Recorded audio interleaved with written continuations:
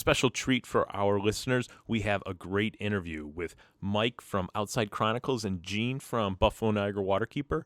Mike had invited Jeanne onto his channel to talk about Waterkeeper, the current Waterfall Challenge being hosted by Outside Chronicles, as well as the Niagara River Lake Erie Watershed. Now, Outside Chronicles is a guide service and outdoor education provider. They've hosted many Western New York hiking challenges since 2019. If you haven't taken part of them, you really should. Right now is the Waterfall Challenge, but if you go to OutsideChronicles.com, you can find out more about both current challenges and upcoming events they're hosting. They use some of the proceeds from the hikes to benefit local environmental and conservation causes, such as Buffalo Niagara Waterkeeper. We thank them so much for their support. And thanks to Mike for letting us share this episode from his Campfire Q&A series. If you want to go watch the video of the talk with Mike and Jeanne, there's a link in the description below. But for now, we're going to let them run away with it. And thanks again.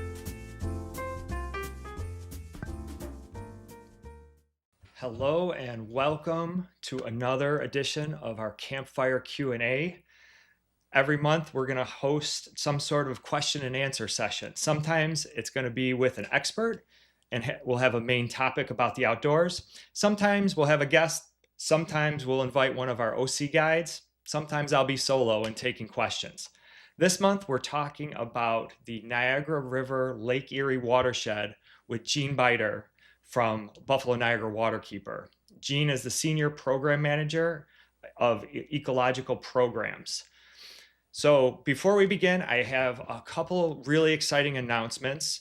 Number one, we are doing our Waterfall Challenge that's happening right now, and it runs through June 30th.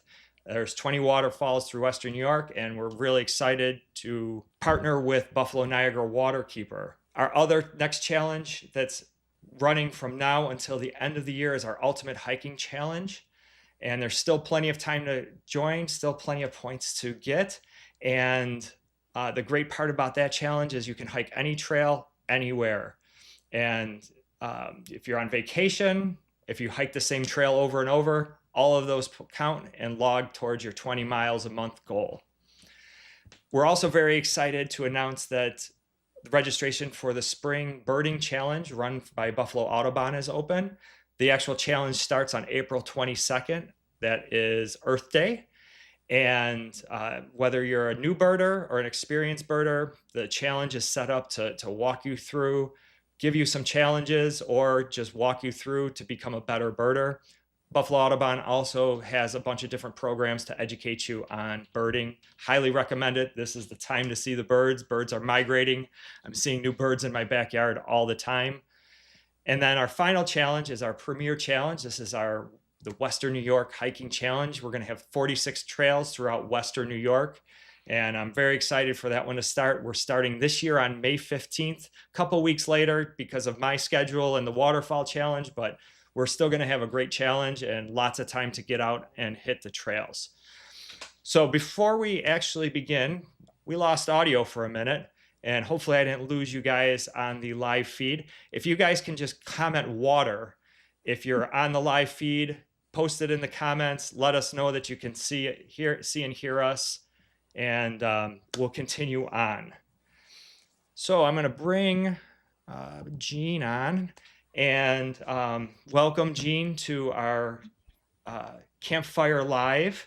We're going to go through a few questions, learn about Jeanne, learn about some of the history and work that Buffalo Niagara Waterkeeper is doing, and how that integrates into the Waterfall Challenge and everything that we do in Western New York through the hiking challenge. So Jeanne, why don't you just start us out and tell us how you got exposed to the outdoors and what drew you to the outdoors in the first place? Yeah, well, hi, Mike.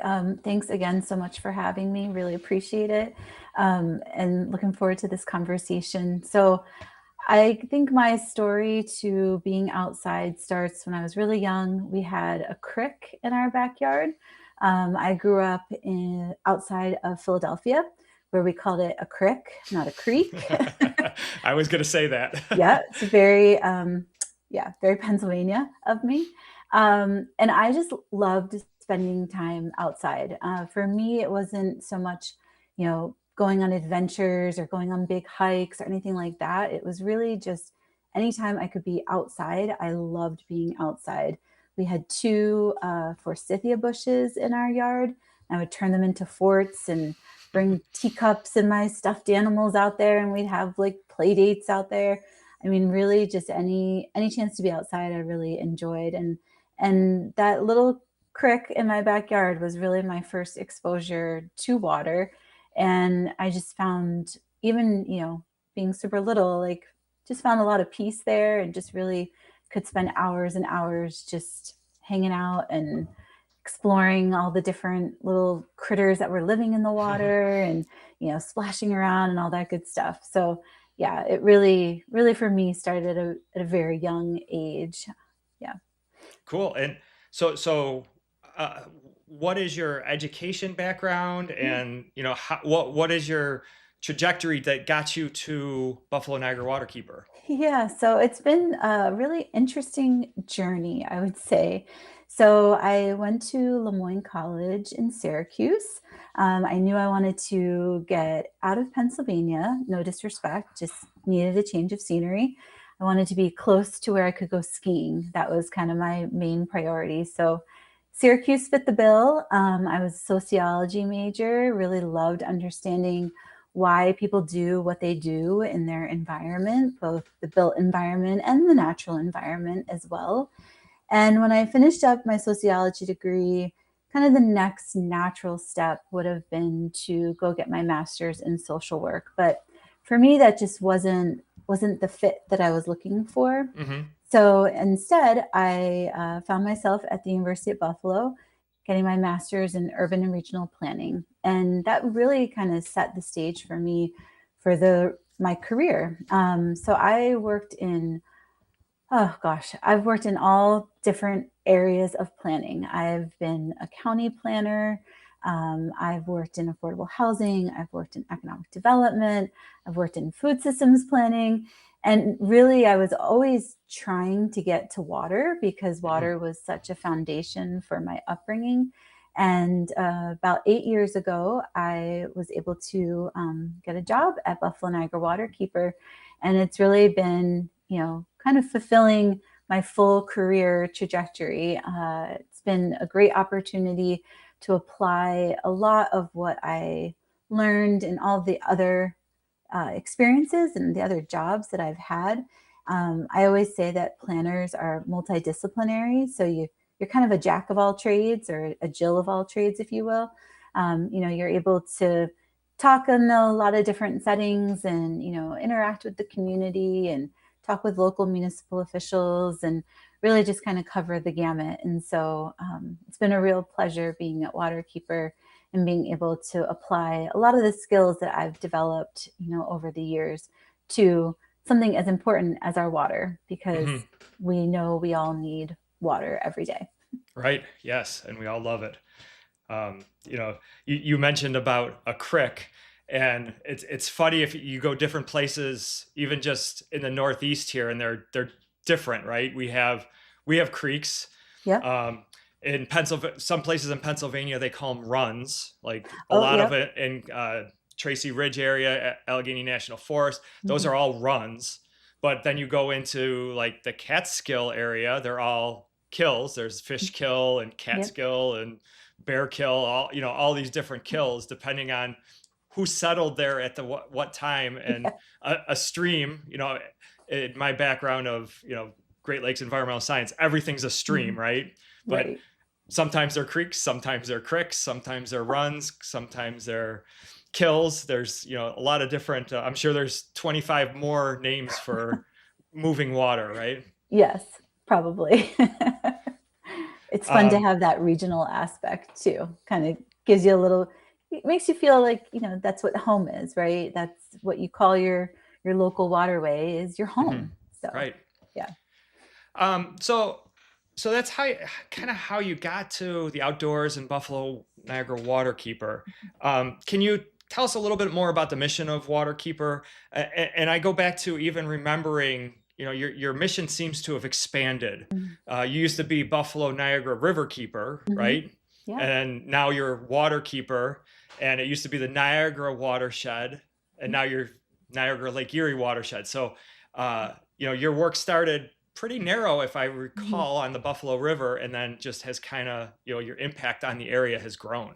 Yeah, that's exactly right. We've been around for 37 years now, as an environmental organization working to protect our waters here in Western New York. We started as the Friends of the Buffalo River, so that was back in 1989.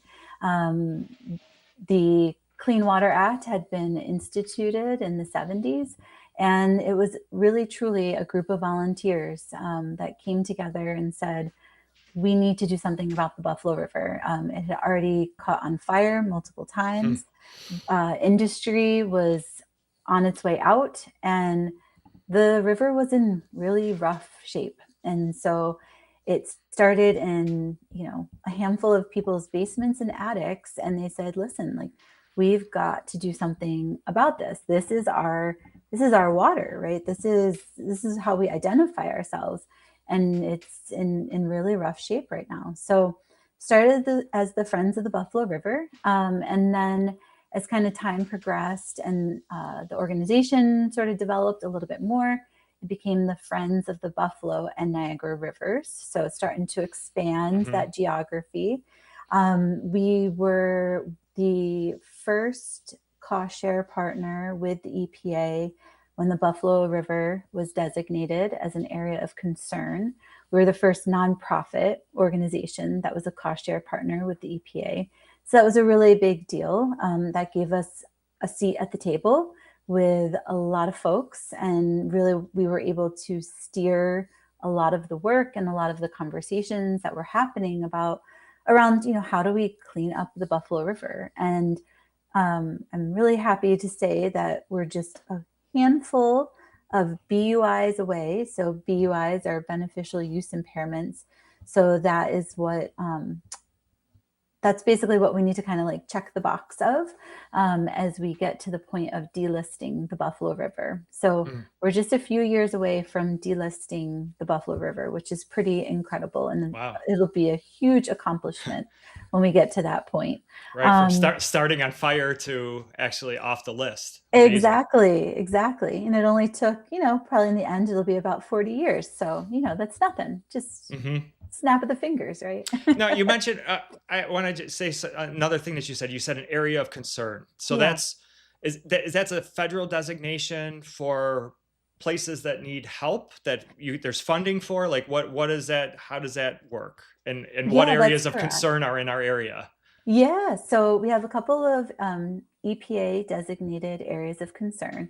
So it's a program through our Environmental Protection Agency at the federal level, and the AOC program is focused on Great Lakes communities, and so there's a handful of them here locally. So we've got the Buffalo River area of concern. We also have the Niagara River area of concern, which actually includes the downstream portion of Scajaquada Creek as well. And then there are a handful of areas of concern up off of Lake Ontario as well. And so really this was the federal government's attempt to, one, raise awareness about these waterways that have really, suffered a lot of toxic pollutants, really faced kind of a dire future. And so money was being invested back into these areas. So that's the area of concern program. And there's a handful in Ohio and in Michigan, and like I said, throughout the Great Lakes. So there's already been a few AOCs that have been delisted throughout the Great Lakes region, which is great. And so we're looking forward to being one of the next ones up. Yeah, and then the work happening along the Niagara River AOC, that started a little bit, like it started about 5 years ago. So it's still kind of in its infancy of, Hmm. being developed and identifying those beneficial use impairments and then starting to work on those. Cool. So what made it now the Buffalo Niagara Lake Erie watershed. Yeah. So once we sort of shifted from that Friends of the Buffalo and Niagara Rivers, we then became Buffalo Niagara River Keeper. Mm-hmm. And we were River Keeper for quite some time. That was when we hired some of our first staff and really were kind of taking on that Buffalo River AOC work. And then, let's see, it was about 8-9 years ago when we decided to do a little bit of a rebrand and really kind of put the focus back on all of our waterways. So we weren't just about the rivers. We really wanted to focus on the entire watershed. And at first we were focused on the Niagara River watershed, but then we decided it made sense to really cover the entire Lake Erie Niagara River watershed. So we now cover the entire eastern basin of Lake Erie in New York, which is pretty exciting and has really led us to do some interesting work in the name of coastal resiliency. Nice. So one of the locations, so going on the watershed aspect of it, we in previous hiking challenges, we worked with you and we designated some of the hikes in the area as headwaters.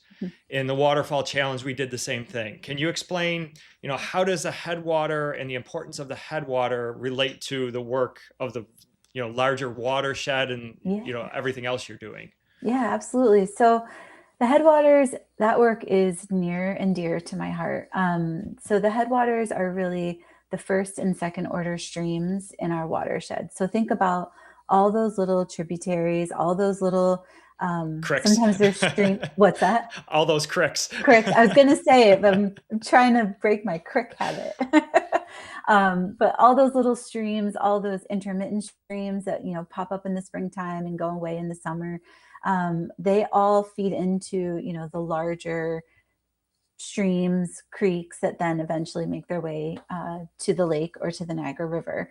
So I always like to use the example of, you can start out in Wales and, be in Hunter's Creek and see some of the little tributaries that feed Hunter's Creek.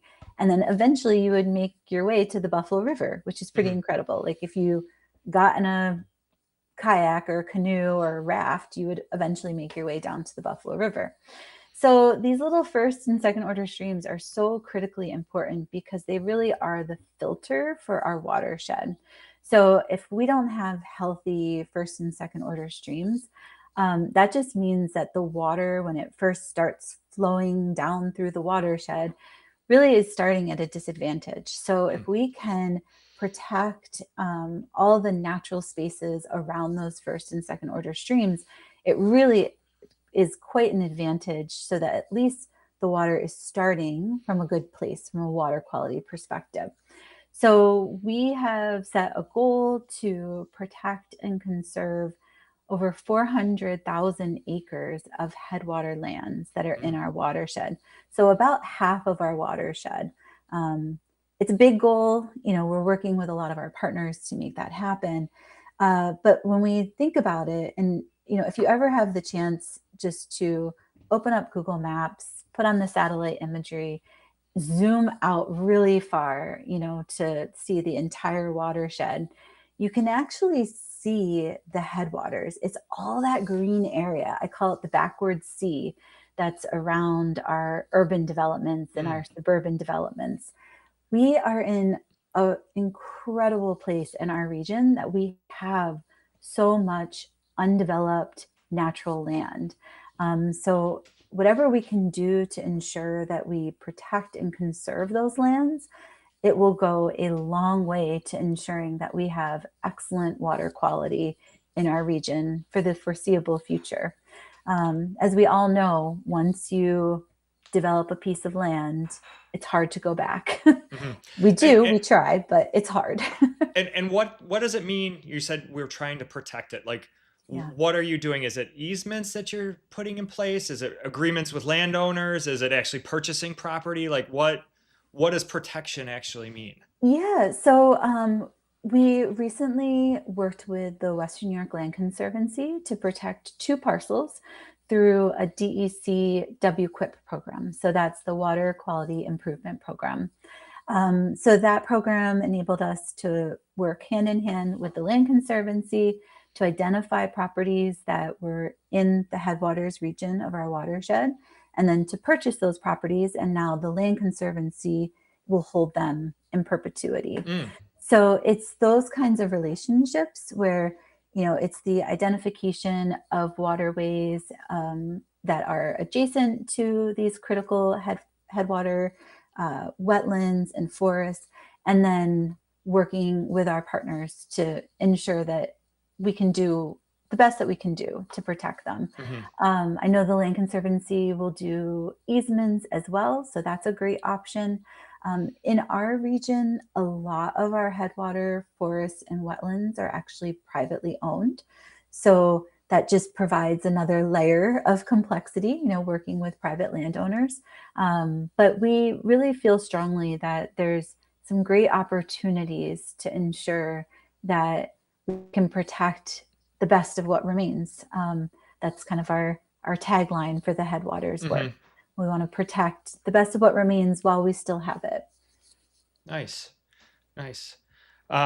So I'm gonna shift gears to so headwaters. That's I always love. I'm an Adirondack fan, so seeing the headwaters of the Hudson River is always cool. It's called Lake Tear in the Cloud, and you can looking at Lake Erie and the watershed here, seeing this little stream. I've been to like the headwaters of the Genesee River, and you see this little trickle of water, and that's the beginning of this giant tributary. It's amazing to see. I think you guys might have had it on your website, or I've seen it before, like a GIS map of what that headwater, the whole watershed actually looks like, and it's incredible. And driving on the thruway, I'm trying to think of where I see this. Basically, all the signs that say you're entering the Lake Erie watershed, and you're pretty far away from Lake Erie at that point to understand, how far that water flows to actually get into Lake Erie. So it's a big project and big responsibility. I mean, part of our watershed is in Wyoming County, right? So think about, that's quite a distance. And it is. I think Beaver Meadow is one of the designated watersheds. Yes. Yeah. Or I'm sorry, headwaters. Yeah, that's correct. Yeah. So, I like to kind of put it in perspective. You can say the 400,000 acres, and right, maybe if you're familiar with the Adirondacks, that kind of, there's something to that sort of like sits with you, like, oh, okay, I can kind of understand what 400,000 acres is. But I like to put it in terms of, it's the same size as Sequoia National Park. So that's one of my favorite national parks with the big giant trees, which is a really big park. It's half the size of Rhode Island, which I know Rhode Island's smallest state, but still half the size of Rhode Island. And it's actually double the size of New York City. So if you've ever spent a long weekend, walking all up and down New York City, all through the different boroughs, it's a pretty big land area. So it's double the size of New York City. So, there's a lot of work that the Land Conservancy is doing with their Western New York Wildway program. And, we're a part of that as well, which is very exciting. And so, it's going to take all of us, right? Yep. And I'm super hopeful that a lot of the education and a lot of the outreach that we do, really to encourage people, let's keep the development in the places where there is already development, right? Like let's ensure that we don't lose all of this great, amazing, incredible green space that we have. Right. Because we're very fortunate. We have a lot of it in our region. So it's really important that we maintain that. Yeah. So one of the other areas that I wanted to talk about tonight is one of our waterfall locations at Forest Lawn. There's Serenity Falls that goes through Forest Lawn. And it's kind of near and dear to my heart. We were talking about this before, that one of my master's classes was stream restoration. And we actually did the SVAP, stream visual assessment protocol. I think I got that right. Yeah, you It's got been a it. while. Of the actual reaches of Scajaquada Creek going through Forest Lawn. I'd have to look, Scajaquada Creek is not a great place. And, you guys are doing a lot to restore a lot of that. Within the Waterfall Challenge, I encouraged people to go to the restoration area that you guys did in Forest Lawn. So can you talk about Scajaquada Creek a little bit? I was on your, I remember you guys did a presentation, and I think it's a YouTube video of you guys did a drone flyover of all of Scajaquada Creek. And it's amazing to see where it starts, where it goes underground, pops out at Forest Lawn, and then, some of the impacted areas leading up to Black Rock there. So, can you talk about that project at Forest Lawn, and then just, kind of maybe the bigger project that you're looking to do, hopefully same success, right, that you had with the Buffalo River is what you're shooting for. That's exactly right. So really, Scajaquada Creek has become our next Buffalo River. So as anyone who has spent any time along the Scajaquada Creek, either, out in the Lancaster area, in Cheektowaga, in the city of Buffalo, you know that it's a creek that needs a lot of love. It really does.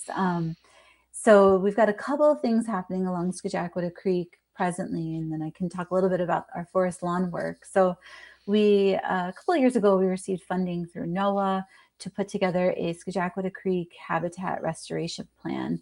So we are just in the sort of writing of the plan stage right now, where this plan will address the entire Scajaquada Creek watershed.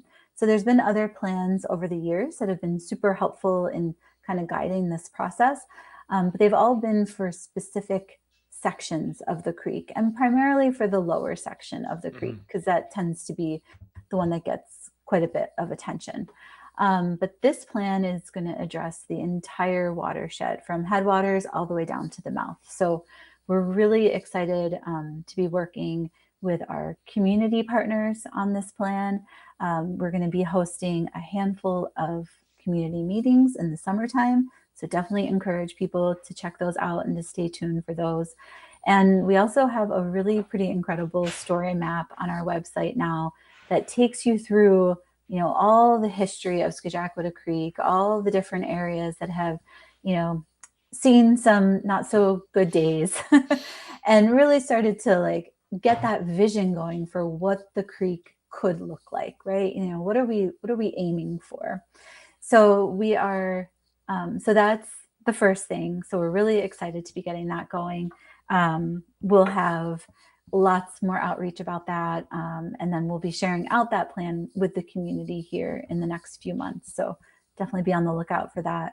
We're also working with the Army Corps on what's called an 1135 project. So 1135 is just simply an Army Corps regulation, like a form of authority. And so there's a flood control channel that goes through a big chunk of Cheektowaga, which is actually Scajaquada Creek, but it got turned into a flood control channel in the early 80s. And so now we're working with the Corps to really kind of reimagine what one portion of the flood control channel could look like at Cheektowaga Town Park. So we've done some nice designs, we've done a lot of community input, and hopefully we'll be successful in getting kind of that next round of funding to be able to implement some of those designs. Just really it will stay a flood control channel. So, we're not trying to remove that usefulness, but we're just trying to soften it a little bit. I was there probably was over in the fall. We were doing some site visits. There's a whole family of fox just roaming around along Scajaquada Creek in Cheektowaga Town Park. It was so incredible. So, the wildlife know where to go. They're already, using it. We just want to make it a little bit easier for them to be able to access the water. So those are two really exciting things that we've got going on for Scajaquada Creek. And obviously there's so much that our community partners are doing and other groups are doing. Like, you can tell there's just a lot of energy behind Skajakwata Creek right now, which is really exciting. The Forest Lawn project was pretty incredible. It was about a 10-year project. Another project that we worked with the Army Corps. And what we were trying to do is really develop and reintroduce some wetlands that had been in that area, back in the day. And so we were just trying to kind of reintroduce those wetlands, sort of soften the edges of the shoreline and provide a little bit of that like flood protection. And so there's 2 spots where we did restoration work. Both of them are just like very peaceful, very calming places. It's really lovely to go out there now and see how much they've grown, and they've really kind of taken shape and, done all the things that we were hoping that they would do. And we use it pretty regularly as a model for what does urban creek restoration look like. It can look like what we did in Forest Lawn with those wetlands. We hope to do more of those projects, and I anticipate that through our restoration plan that's currently being developed, those will be some of the ideas that come out of that restoration plan. And there'll be some areas that'll be identified that are kind of primed to have some of this wetland reintroduction again.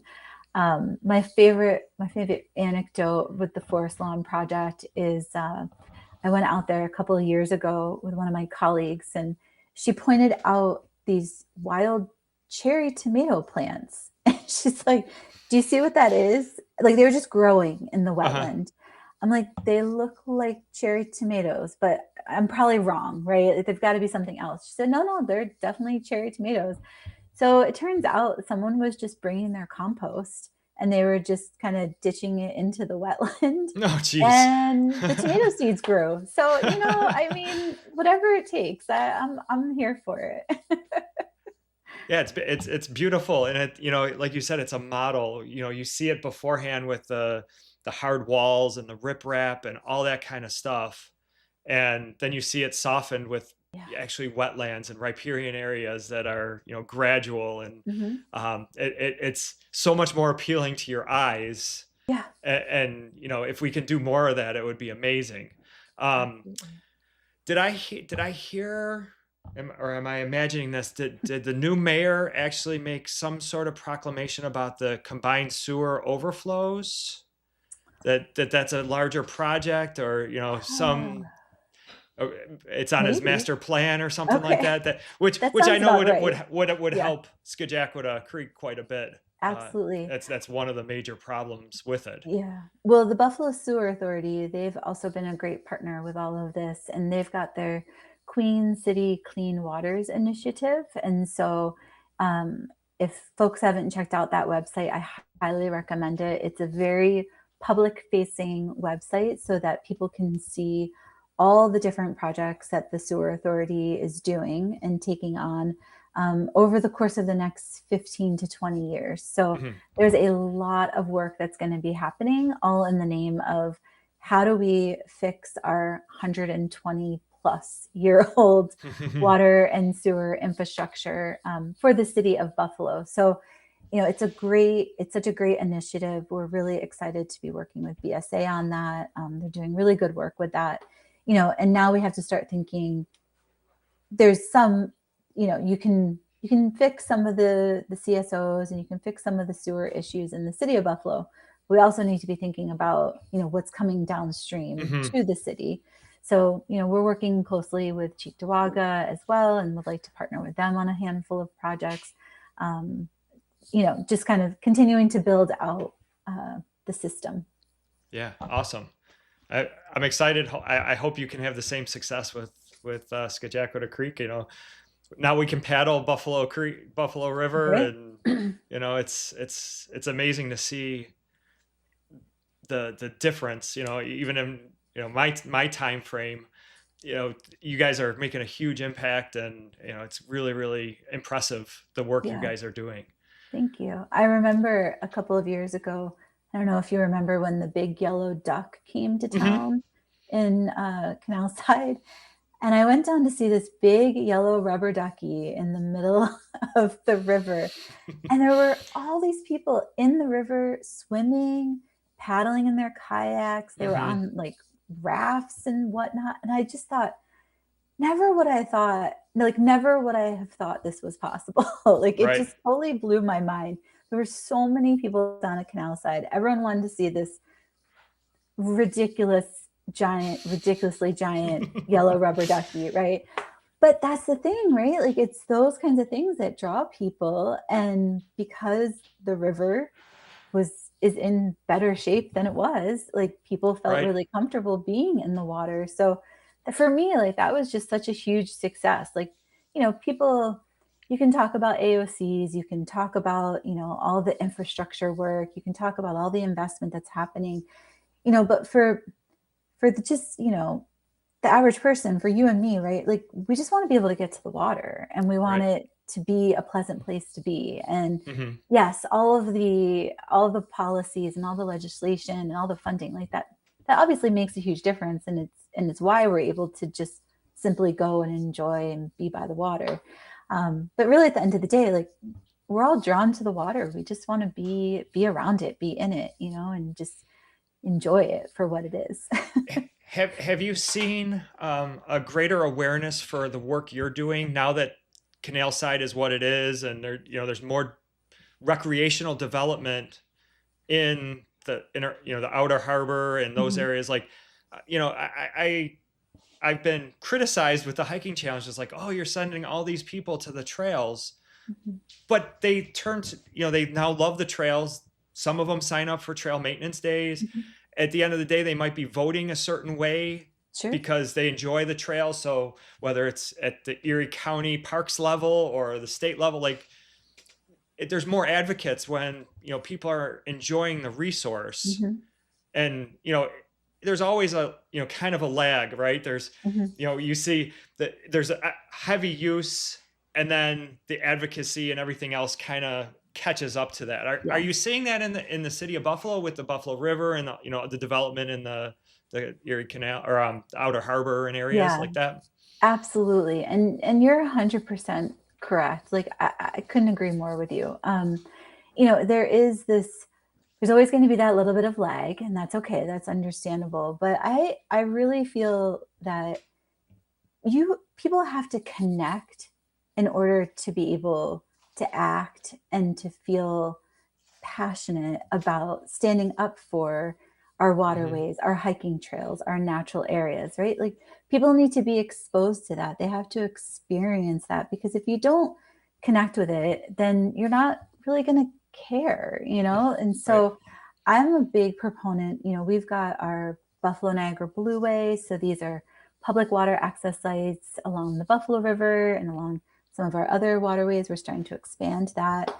And it's all just about getting people to the water, whether you're getting in a kayak or you're getting in a canoe, or you're just sitting on a bench and watching the sunset and feeling the breeze. Like you're going to feel more connected to your place. You're going to feel more connected to what you're looking out at. Maybe you see a seagull, like a gull pass by, and you're like, oh, wow, that was a gull. Like, I wonder what gull it was, right? Like it just sparks that curiosity. And that's when it starts to sink in for people, and they go, oh, well, I really enjoyed sitting on that bench at Red Jacket Park and watching, a heron fly by. Like that was incredible. What else can I see, right? Where else can I go? How can I make sure that I can do this every day, or, as long as I want to, right? That's where we all become advocates for this, all of this work, right? Because you got to connect with it. Yeah. And that's kind of my mentality is like, if we can get people to connect, then the dollars and the money for organizations for you are going to be easier to get, because now the public wants what you're doing. It's not just, somebody on a pedestal saying we need good water. It's hundreds of thousands of people saying that and meaning it.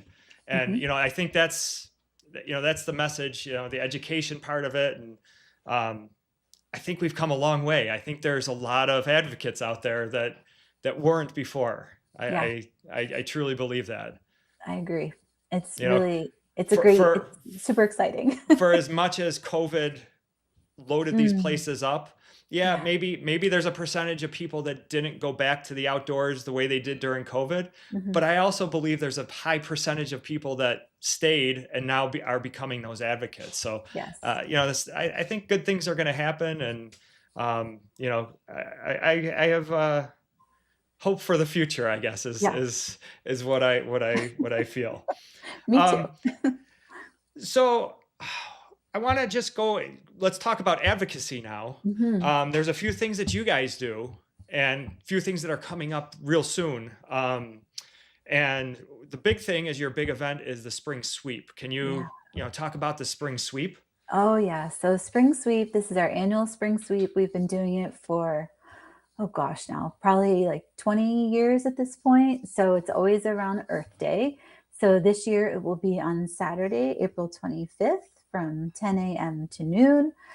We still have sites that have spots open. So if anyone is Nice. interested, please go check out our website, sign up for a spot.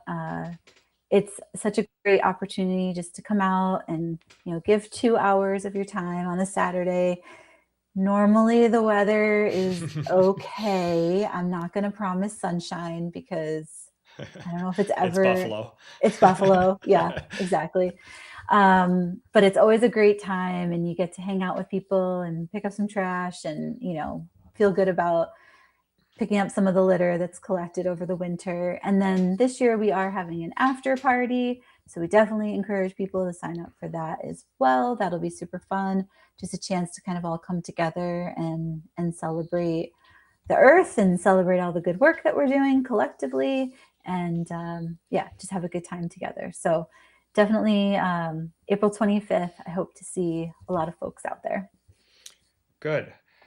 So that's spring sweep, Mhm. and you're also doing Waterkeeper Week, and I'm pretty sure I probably did the same thing with this graphic, so there's probably no audio. So yeah, there's no audio on that, and I'm not going to take the time to fix it live, but Okay. I'll post the graphic a couple times, and people can take a screenshot. But can you talk about what Waterkeeper Week is? Yeah, so this is really the kickoff to the water season. So we used to have Waterkeeper weekend, and we decided let's just go for a whole week because why not? We're having way too much fun, and there's way too many good things to do. So um, the main event is going to be on June 6th at Canalside. Details are still being figured out, but it's going to be like a fun party with lots of fun Hmm, stuff happening. neat. We're definitely going to have, some of our partner organizations tabling, so you'll get an opportunity to meet and greet with those folks.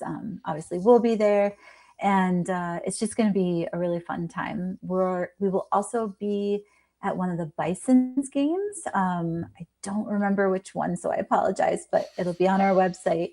But we recently unveiled our Waterkeeper mascot, Eddie, the water droplet. Eddie, I Um, love it. big Eddie. fan, big fan. Everyone loves Eddie. So Eddie's going to go out and run the bases, which is very exciting.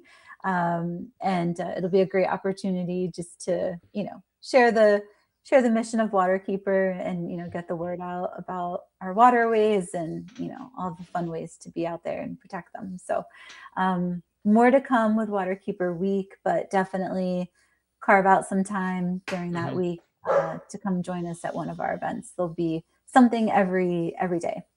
And your website's bnwaterkeeper.org. People That's can go right. there. Yep. It's a really nice website. Lots of information about everything. I highly Yeah. recommend somebody spending some time on there because there's a lot of cool graphics, a lot of cool animations, really Yeah. cool stuff in there. Thanks. Um, so Eddie, Yeah. I like the name Eddie. For people that don't know, and I'm guessing this is where the name came from, is an eddy is, on a river where there's an impediment of some sort. There's swirling water Mhm. behind that impediment that actually backs up, and it's called an eddy. As a whitewater paddler, we use our eddies all the time, and sometimes eddies flip us if we don't hit them the right way. But I love that name, Yeah. and I have to ask before we got before we wrap up, I do have to ask a question. Sure. So you have a podcast, right? Yeah. Adam is the host. He does a Yes. great job with it. Highly recommend. It's called Between Two Great Lakes, right? So I'm guessing because like Eddie I get the Eddie part. Between Two Great Lakes. Did he get it from Between Two Ferns? Was that the origin of Between Two Great Lakes? Yes, I believe that it was. Perfect. I've been meaning to ask that. I've been listening to it for a while. I'm like, oh, good. Gotcha.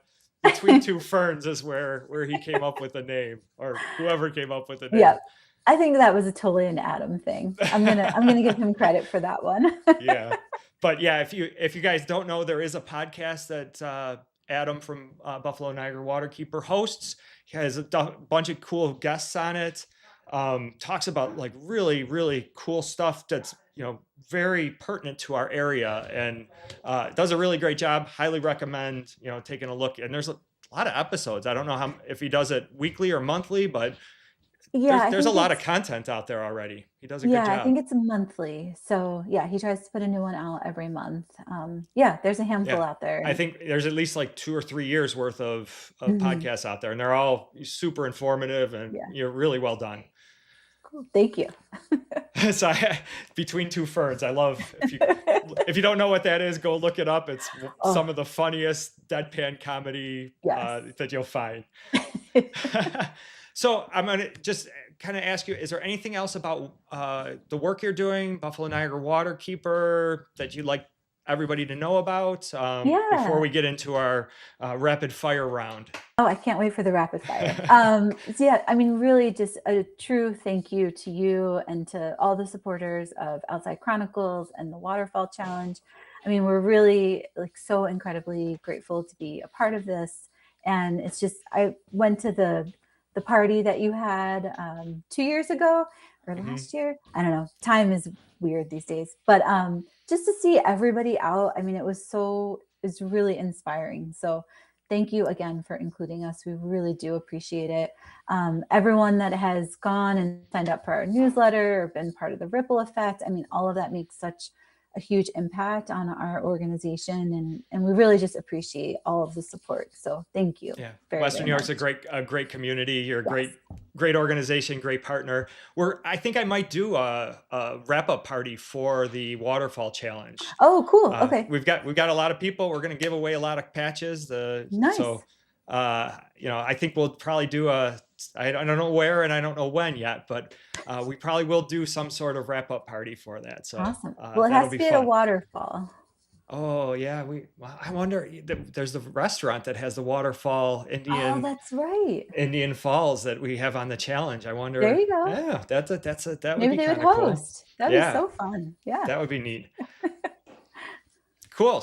So thank you for being here, and now the rapid fire. Okay. You ready for this? And we do have we have at least one question. If there's any more questions from the folks on Facebook and YouTube, make sure you put them in the comments. We'll try to answer all those questions after the rapid fire round. All right, you ready for this? I think so. Yeah, go for it. So the first part of this is called This or That. So you can't say both. You got to pick one. Oh boy. That's the only rule. Trail runners or hiking boots? Hiking boots. Okay. Mountains or lakes? Oh, lakes. Fiction or nonfiction? Ooh, nonfiction every single time. Yeah. This next one might be a little harder. Okay. Nutella or peanut butter? Ooh, I can't have both at the same time. No. Nutella. I love chocolate. Good choice. Yeah. This next one might be a little hard too. Pizza or tacos? Ooh, pizza.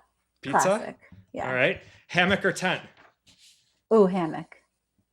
Final one. Sunrise or sunset? Oh, I love a good sunrise. Just a nice start to the day. Yeah, we have some nice sunsets though on the lake. I know, but I love a good sunrise where you just the world's going to be okay. The sun is rising, the clouds look beautiful. They're such a pretty color. It really starts my day off. Nice. All right. A couple more questions. what is your favorite outdoor book? Oh, Into the Wild. Into the Wild. Okay, good choice. How about, I have a favorite place to hike, but you could also put, since we're talking about water, it could be paddle. Yeah. I'll let you go hike or paddle. Your Oh, favorite hike place or to hike or paddle. paddle. Okay.